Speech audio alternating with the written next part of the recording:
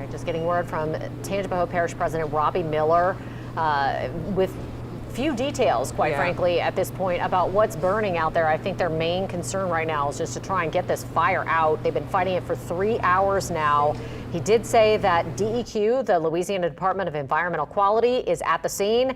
He said he believed that the EPA was on its way to the scene, some representatives from there, because obviously this is a questionable environmental situation, and it's questionable in terms of protecting the health of the people who live around there and work around there. Robbie Miller saying 400 employees actually work at Smitty's. So that's a pretty significant employer for Tangipahoa Parish. And I know, so not only is this affecting residents there, it's affecting those 400 people who make a living off of this facility. Right now, he gave us a little bit of a rundown. So just to give you an idea of how long this fire, they're still in the middle of a firefight, by the way. He said the first call came in at 12:53 p.m. and then at 1:15 p.m. the evacuation order was issued. At 1:35 p.m. evacuation expanded to a mile, and at 1:45 the command center was set up. And they do have multiple agencies that are fighting this fire. And the good news, he did confirm right now, so far as we know, there have been no injuries due to this event, and they've been fighting this for 3 hours. So he said he doesn't know necessarily, and we heard Mike Ferris ask a question, if he knew what would cause the fire or what's causing it to burn so much. Well, he can't confirm necessarily what's burning or what's causing it to burn. According to our partners at the Times-Picayune and New Orleans Advocate, in a previous article that they've done, Smitty says 20 separate tank farms, 265 steel or plastic above ground storage units, and they hold between 2,000 and 504,000 gallons of various but generally flammable liquids. So you're talking about, like you said, mixing oil and water, trying to stop this from burning when you have liquids that are meant to burn in that way. Yeah, we don't know specifically what those chemicals are, but we do know that Smitty's is a supplier of automotive chemicals and lubricants.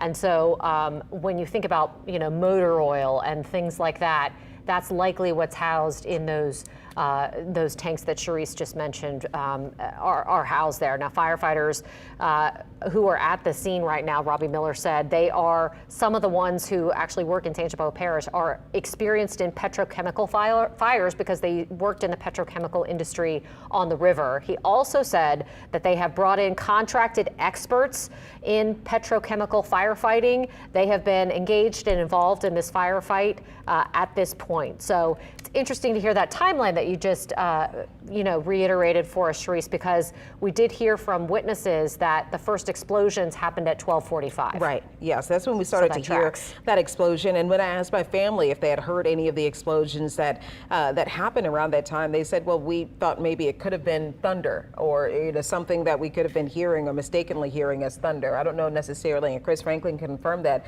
Did they have any? No. There was no storm in that area. Chris has been telling us, that there wasn't any. That's why we don't think.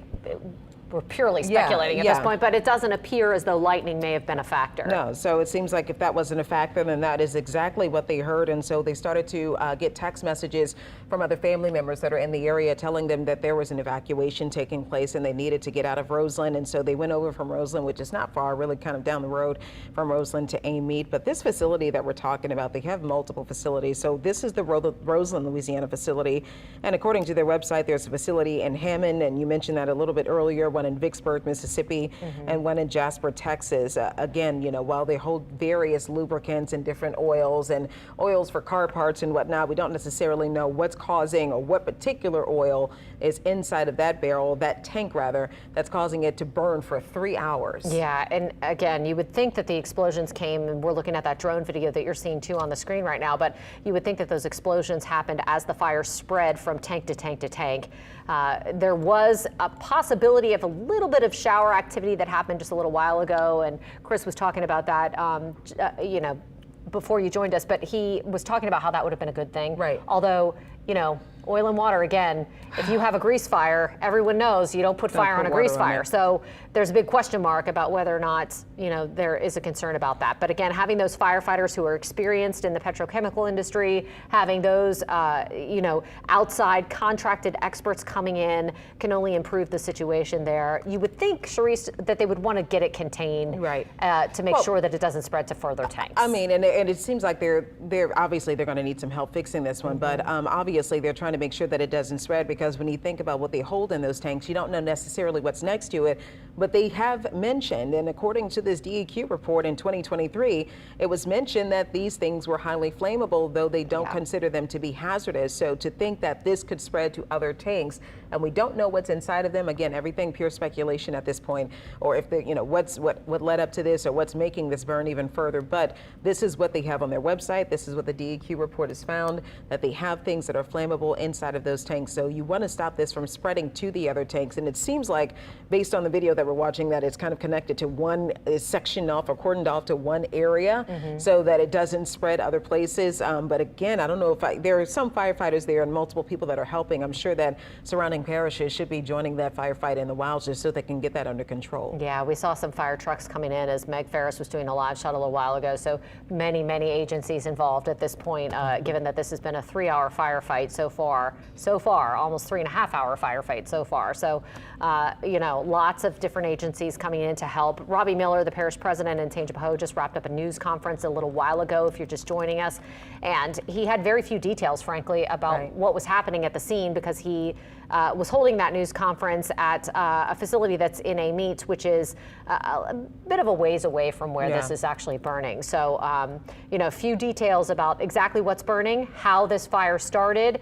We do know that the evacuation zone is still just 1 mile. So it's just 1 mile around this plant. Schools had to be evacuated via bus. The Tangipahoa school system sent in buses to hurry up and get kids out after these explosions started happening. I think they had a real concern that more explosions were going to continue, because they were continuing when this first happened. We heard that from a number of witnesses as those different tanks, you would assume, caught fire.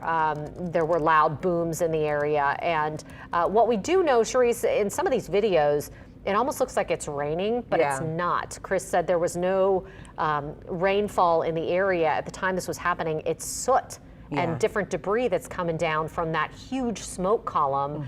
And that's what officials have said that they're concerned about. And that's why they have asked everyone in that 1 mile radius to leave to protect them against that soot. While it may not necessarily be toxic, it's something you certainly don't want to breathe. Yeah, I'm trying to look, and I'm looking online to see if a map can show me just how many schools are close to that evacuation zone.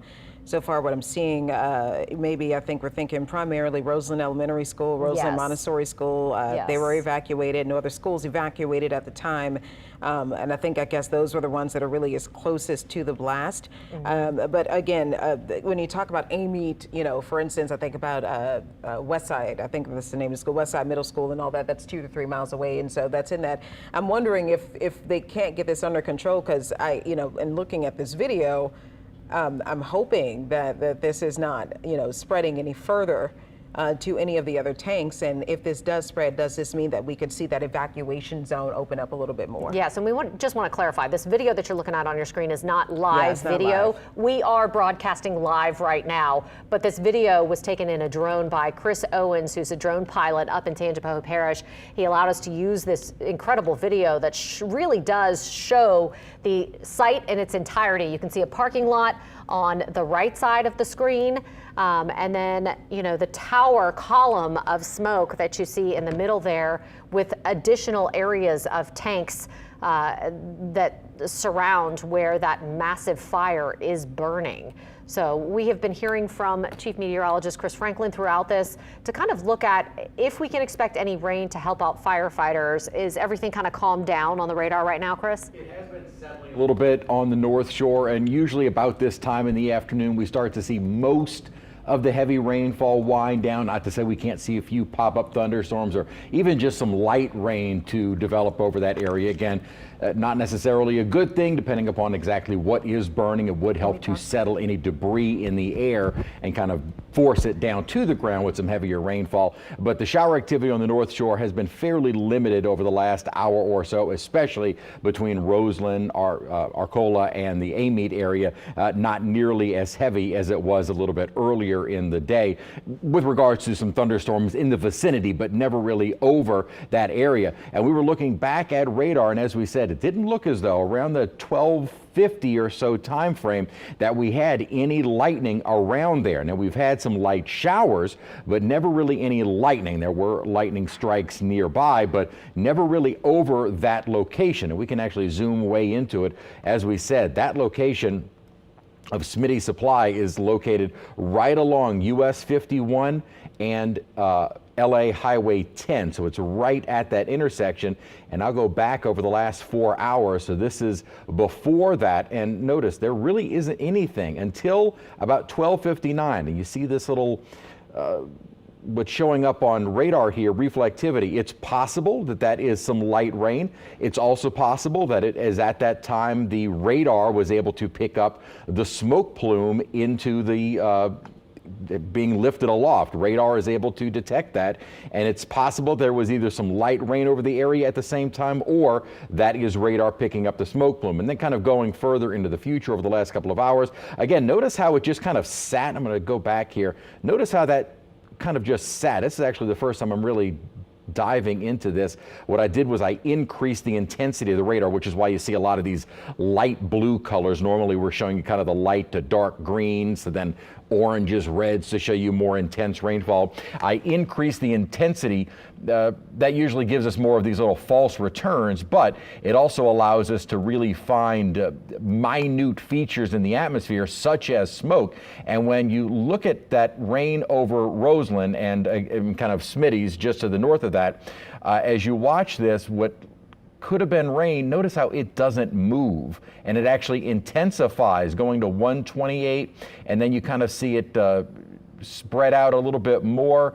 That may have been the smoke from that fire, and then as we started to get some rainfall nearby, it kind of mixed out a little bit, but I think we were definitely able to see the smoke on radar, especially when I increase the intensity, because keep in mind the radar site is now not over in Slidell. Remember, it was moved to Hammond, so it's actually not very far away. So we really get great detail of things in the atmosphere as close as Roseland and Arcola, and I think that was definitely some of that smoke. Now, whether or not this is heavy rainfall, or I should say, excuse me, light rain, or the thickening of the smoke at this time, maybe kind of a mixture of the two. We were with Meg Ferris a little bit ago, and they were having some showers in that area, so hard to say what was rain, what was the smoke. Looks like at the moment, this is a live look at radar now, it's kind of a moderate rain over that area, and again, not necessarily a great thing depending upon exactly what is burning.